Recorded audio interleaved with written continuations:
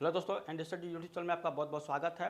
Last class में आपको पता है कि हम लोग रेलवे आरपीएफ एसआई से रिगार्डिंग यहाँ पे क्लास को देख रहे थे। ठीक है, प्रीवियस ईयर पेपर यहाँ पे देख रहे हैं। तो क्लास नंबर जो हमारा फर्स्ट है कंप्लीट हो चुका है। आज हमारा क्लास नंबर सेकंड है।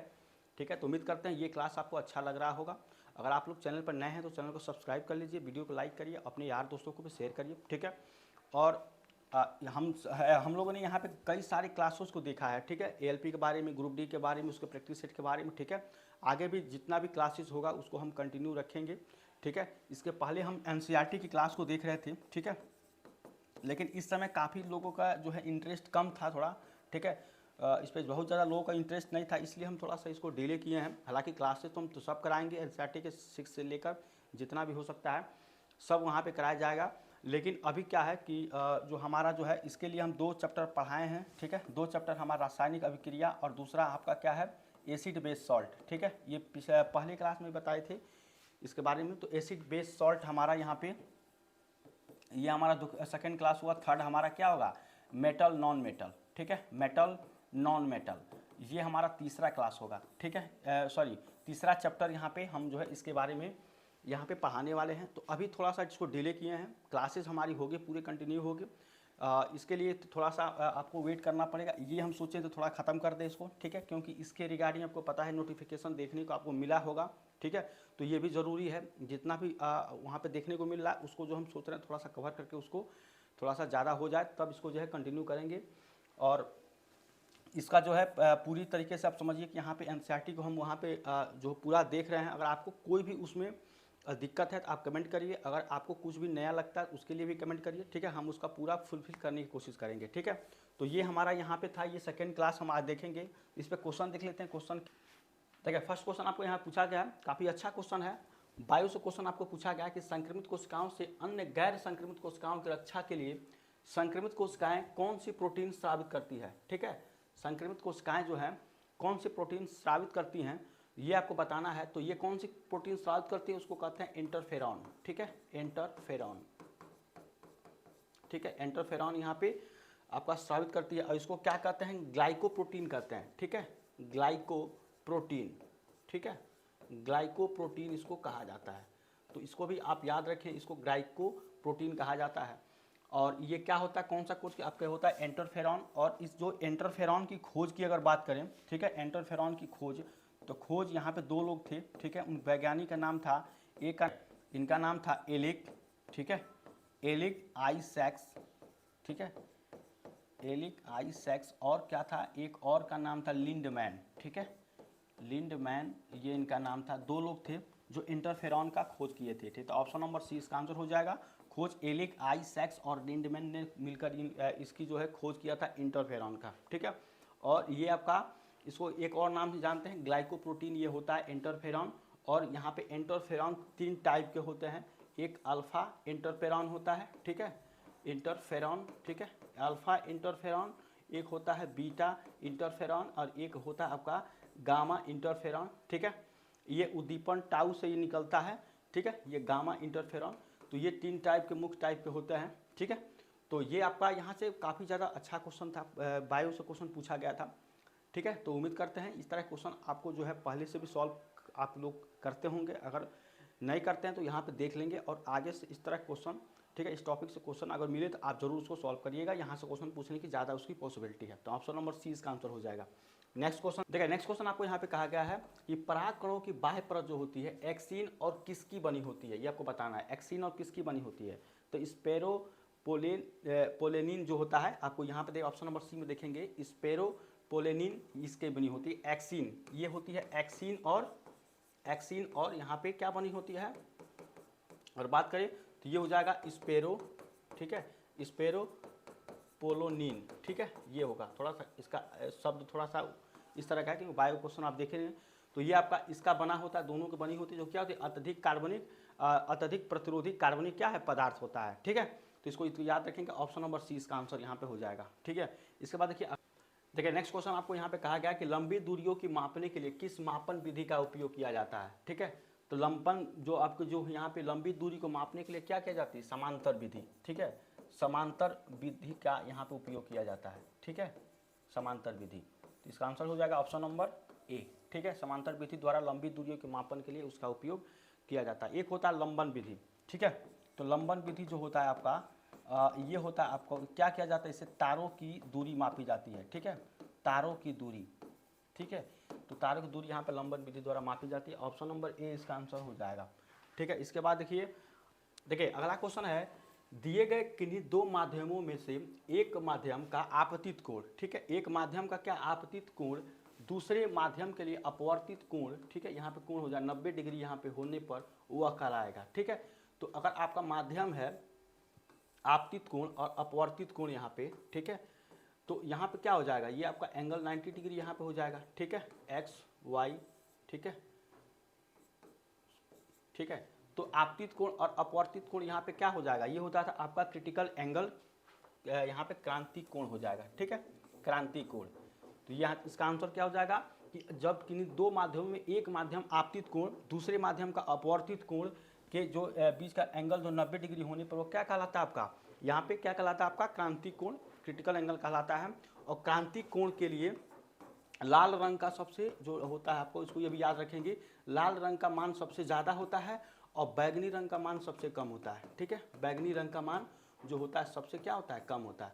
तो ये दो कंडीशन आपको देखने को यहाँ मिलता है क्रिटिकल एंगल में, क्रिटिकल एंगल का लाल रंग का मान सबसे ज़्यादा होता है, बैगनी रंग का मान सबसे कम होता है, ठीक है, और इनके बीच में जो आपका एंगल 90 डिग्री होने पर वो आपका क्रांति कोण कहलाता है। इसका ऑप्शन नंबर ए हो जाएगा, ठीक है। तो उम्मीद करते हैं यहाँ आपको लाइट चैप्टर से ये क्वेश्चन आपको पूछा गया। लाइट चैप्टर को भी हम पिछले हम जो देख चुके हैं, और आप नहीं देखें जाकर वहाँ पे देख लीजिएगा, ठीक है, इसमें हम जो है इसको बताए होंगे, ठीक है। ऑप्शन नंबर ए इसका आंसर हो जाएगा। देखिए नेक्स्ट क्वेश्चन आपको है यहाँ पे कि निम्न विकल्पों में से कौन सा औसत वर्ग से संबंधित नहीं है, ठीक है, इसको याद रखेंगे, औसत वर्ग से संबंधित नहीं है, इनमें से कौन है, तो आपका क्या है, ये होता है स्किट, ठीक है, जो स्किट होगा ये आपका औसत वर्ग से नहीं होगा, बाकी सब ये आपका औसत वर्ग से आते हैं। औसत वर्ग में आपको और भी आता है यहाँ पे औसत जो पादप होते हैं, ठीक है, यहाँ पे अगर औसत पादप की बात करें तो क्या होते हैं आपके, यहाँ पे आपके क्या हो जाएंगे, मार्फिन होता है, ठीक है, मार्फिन, ठीक है, उसके बाद से तुलसी मीठा जहर यहाँ पे होगा, तुलसी मीठा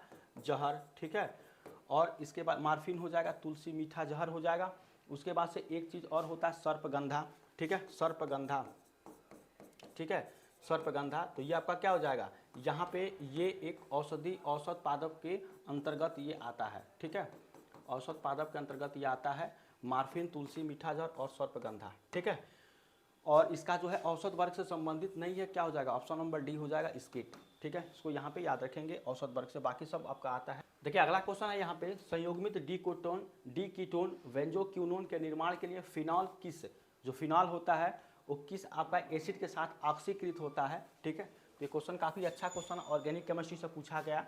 तो यहाँ पे जो फिनॉल ऑक्सीकृत होता है किससे होता है, क्रोमिक अम्ल के साथ में, ठीक है, क्रोमिक एसिड के साथ में होता है। और इसका फार्मूला क्या होता है क्रोमिक एसिड का, अगर फार्मूला यहाँ पे देखें तो ये होता है H2CrO4, ठीक है, ये आपका फार्मूला होता है क्रोमिक एसिड का, ठीक है। कार्बोक्सिलिक अम्ल में क्या होता है, RCOOH यहाँ पे जुड़ा होता है, ठीक है, RCOH। बेंजोइक एसिड का फार्मूला क्या होता है, C6H5COOH, ठीक है, ये आपका बेंजोइक अम्ल का होता है। और सल्फ्यूरिक एसिड का फार्मूला H2SO4 होता है, ठीक है, ये होता है सल्फ्यूरिक एसिड, ठीक है, सल्फ्यूरिक एसिड यहाँ पे होता है। और बेंजोइक अम्ल का ये फार्मूला होता है C6H5COOH, ठीक है। तो इस तरह से ये आपका क्वेश्चन हो जाएगा। काफ़ी अच्छा क्वेश्चन था कि निर्माण के लिए किस फिनॉल किस अम्ल से के साथ ऑक्सीकृत होता है, तो ये होता है क्रोमिक एसिड के साथ में। ऑप्शन नंबर बी यहाँ पे ये आपका आंसर हो जाएगा, ठीक है। नेक्स्ट क्वेश्चन है कि अनियमित प्रतिरोध के मापन के निम्न में से किस परिपथ का उपयोग किया जाता है, ठीक है। तो अनियमित प्रतिरोध के मापन के लिए किसका उपयोग किया जाता है, व्हीटस्टोन ब्रिज का, ठीक है। अगर देखें यहाँ पे ऑप्शन नंबर सी में तो इसका उपयोग किया जाता है, व्हीटस्टोन ब्रिज का उपयोग किया जाता है। और इसके द्वारा क्या किया जाता है, यहाँ पे अज्ञात प्रतिरोध ज्ञात किया जाता है, ठीक है, अज्ञात प्रतिरोध यहाँ पे ज्ञात किया जाता है, ठीक है, अज्ञात प्रतिरोध ज्ञात किया जाता है, ठीक है। तो अनियमित प्रतिरोध के मापन को रोकने के लिए परिपथ का उपयोग किया जाता है, तो व्हीटस्टोन ब्रिज इसका हो जाएगा ऑप्शन नंबर ए सी यहाँ पे आंसर हो जाएगा, ठीक है। इसके बाद देखिए नेक्स्ट क्वेश्चन है आपका कि निम्न में से कौन सा अंग आयनों को नियंत्रित कर रक्त प्लाज्मा को अत्यधिक अम्लीय क्षारीय होने से बचाता है, ठीक है। तो यहाँ पे अम्लीय क्षारीय से जो अम्लीय क्षारीय होने से बचाता है कौन सा होता है, किडनी, ठीक है, ब्रिक इसको कहते हैं, किडनी होता है आपका, ठीक है। तो ये आपका किडनी होता है, ब्रिक इसको कहते हैं, ठीक है। यहाँ पे हो जाएगा इसका आंसर ऑप्शन नंबर बी, देखें यहाँ पे किडनी होता है, ठीक है। इसका हो जाएगा कि ये अम्लीय क्षारीय होने से बचाता है, किडनी जो होता है ब्रिक होता है, ठीक है। और इसके कार्य क्या है, किडनी के अगर कार्य की बात करें तो ये क्या करता है, रक्त का शुद्धिकरण करता है, ठीक है, रक्त का शुद्धिकरण, ठीक है, रक्त का शुद्धिकरण करता है। और ये आपका फर्स्ट हो जाएगा। सेकंड आपका आंसर यहाँ पे हो जाएगा कि ये हड्डियों को मजबूत करता है, ठीक है, जो आपको हड्डियों को मजबूत करता है, ठीक है। और यहाँ पे आपका जो हो जाएगा हड्डियों को मजबूत करता है। और तीसरा इसका जो हो जाएगा, जो अपशिष्ट पदार्थ होते हैं उसको निकालता है, ठीक है, अपशिष्ट पदार्थों को ये निकालता है, ठीक है, इसको भी याद रखेंगे, अपशिष्ट पदार्थों को निकालता है, ठीक है। ये हो जाएगा। चौथा आपका यहाँ पे इससे हो जाएगा कि ये क्या करता है, जो हमारे जो अम्ल और क्षारी को जो होता है, अम्ल और क्षार को नियंत्रित करता है, ठीक है, अम्ल व क्षार को नियंत्रित करता है, ठीक है।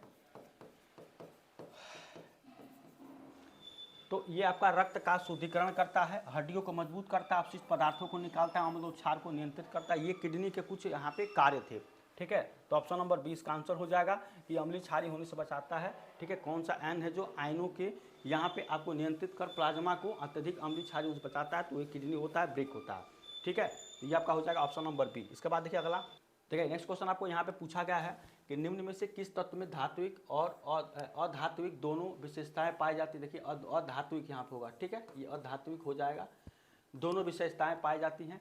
तो किस तत्व में पाई जाती है, तो उपधातु में, ठीक है। उपधातु में आपका जो होता है यहाँ पे धात्विक और अधात्विक दोनों पाया जाता है, ठीक है।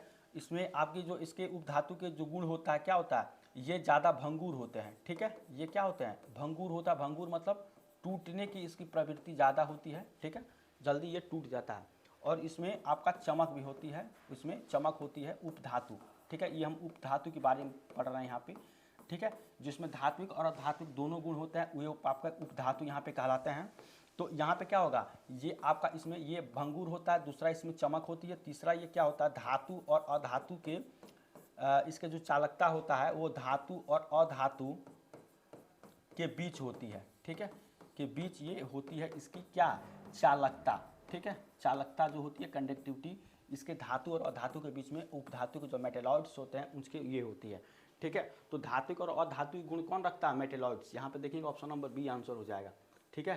तो काफ़ी अच्छा क्वेश्चन यहाँ पे था कि आपको पूछा गया था कि धात्विक और अधात्विक दोनों की विशेषताएं बताइए, तो ये मेटेलॉइड्स कहलाती है, जो दोनों की विशेषताएं रखती हैं। मेटेलॉइड्स जो होते हैं धातु, ये भंगुर होते हैं, टूट जाते हैं, चमक होते हैं, धातु और अधातु के बीच में इसकी चालकता पाई जाती है, ठीक है। तो ये क्वेश्चन था, इसके बारे में कुछ यहाँ पे ब्रीफ हमने बता दिए हैं। ये भी आपको देखिए क्वेश्चन पूछा, जितना भी क्वेश्चन देख रहे हैं अभी हम यहाँ पे देखेंगे जो पूछा हुआ, इसके बाद इस पर हम प्रैक्टिस सेट काफ़ी ज़्यादा करने वाले हैं, ठीक है, ताकि ये आपके लिए थोड़ा सा इसको करके छोड़ देंगे, तो आप जब भी चाहें तो इसको देख के आपके एग्जाम पे फ़ायदा इसको उठ ले सकते हैं, ठीक है। ये था। अगर देखिए क्लोरोएथीन का सामान्य नाम क्या है, ठीक है, तो क्लोरोएथेन इसको क्या कहते हैं, विनाइल क्लोराइड इसको कहते हैं, ठीक है, विनाइल। यहाँ पे देखेंगे अगर ऑप्शन नंबर बी, तो ये आपका क्या हो जाएगा, विनाइल क्लोराइड, ठीक है, यहाँ पे हो जाएगा। और इसका फार्मूला क्या होता है, हो जाएगा C2H3Cl, ठीक है, ये इसका फार्मूला हो जाएगा C2H3Cl, ये होता है विनाइल क्लोराइड का फार्मूला। तो ये हो जाएगा ऑप्शन नंबर डी। इसको क्या कहते हैं, क्लोरोएथेन का समान नाम पूछ रहा था, विनाइल क्लोराइड, C2H3Cl इसका फार्मूला हो जाएगा ऑप्शन नंबर बी, ठीक है। तो उम्मीद करते हैं ये यहाँ पे आपको समझ में आया होगा क्वेश्चन को। यहाँ देखिए नेक्स्ट क्वेश्चन आपको यहाँ पे है कि तरल माध्यम में किसी वस्तु की घूर्णन गति की घटना के निरीक्षण द्वारा किया जाता है, ठीक है, तरल माध्यम में किसी वस्तु की घूर्णन गति। अब देखिए यहाँ पे क्या होता है कि जैसे मान लीजिए ये आपके यहाँ पे तरल माध्यम रखा गया है, ठीक है। अब इसमें क्या होता है, यहाँ पे तरल माध्यम आपको रखा गया, इसमें एक वस्तु डाले, बेलनाकार हो, यहाँ पे अगर आप वस्तु डाल रहे हैं, ठीक है, यहाँ पे वस्तु डाल रहे हैं, ये आपका क्या हो, बेलनाकार या ठोस कोई वस्तु है, यहाँ पे बेलनाकार हो, ठीक है। तो क्या होता है, जब इसको घूर्णन कराएंगे, जब इसको घुमाएंगे, ठीक है, जब इसको घुमाएंगे, इस वस्तु को आप घुमाएंगे इस लिक्विड में, तरल माध्यम में, तो क्या होता है कि इसमें एक अपेक्षित बल लगता है। ये जो आपका लिक्विड फॉर्म है, तरल फॉर्म, और ये जो वस्तु है आपका बेलनाकार, ठीक है, इसमें क्या होता है, एक अपेक्षित बल लगता है, और ये क्या इसके जो है इसके किनारे की तरफ लगता है, ठीक है, जो किनारे की तरफ लगता है इन दोनों के बीच में, तो वहाँ पे जो आपका प्रभाव उत्पन्न होता है वो क्या कहलाता है, आपका मैग्नेस प्रभाव कहलाता है, ठीक है, मैग्नेस प्रभाव, ठीक है। ये जो बेलनाकार है ये आपका, इसको जब आप घुमाएंगे, ठोस जो वस्तु है, पदार्थ है, और ये बेलनाकार इस लिक्विड में जब इसको डुबाएंगे, उसको चक्रण जब कराएंगे, घुमाएंगे, तो इस वस्तु जो आपका तरल माध्यम है और इस वस्तु के बीच में क्या होता है, किनारे की तरफ एक आपका बल यहाँ पर उत्पन्न होता है, और ये क्या कहलाता है आपका मैग्निस प्रभाव कहलाता है, ठीक है। उसको मैग्निस इफेक्ट कहते हैं। तो यही कह रहा था कि तरल पदार्थ में किसी वस्तु की घूर्णन गति की घटना का निरीक्षण द्वारा किसके द्वारा किया जाता है, तो आपका मैग्निस प्रभाव द्वारा किया जाता है, ठीक है। ऑप्शन नंबर डी, यहाँ पे ऑप्शन नंबर डी हो जाएगा।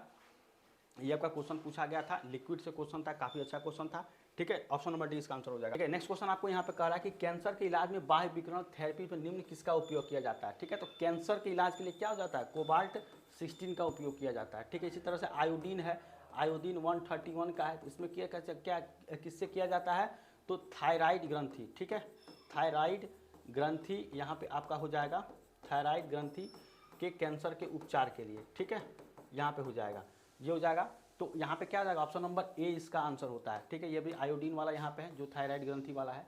तो इस तरह के क्वेश्चन आपको ज़्यादातर क्वेश्चन देखने को मिलता है, काफ़ी अच्छा क्वेश्चन है आपको यहाँ पे देखने को मिलेगा, ठीक है। ये भी आपका पूछा गया है, देखिए इस तरह क्वेश्चन आपको एग्जाम में पूछ। देखिए नेक्स्ट क्वेश्चन है आपका कि किस समूह के सदस्य को आमतौर पर स्पंज कहा जाता है, ठीक है। तो इसमें से किसको कहा जाता है, स्पंज। तो अगर आप देखें टीनोफोरा, सिलेंटेरा, पेरीफोरा, तो पेरीफेरा जो होता है, पोरीफोरा, ठीक है, ये क्या कहते हैं, इसको स्पंज कहा जाता है, ठीक है, स्पंज। ऑप्शन नंबर सी इसका आंसर हो जाएगा, ठीक है।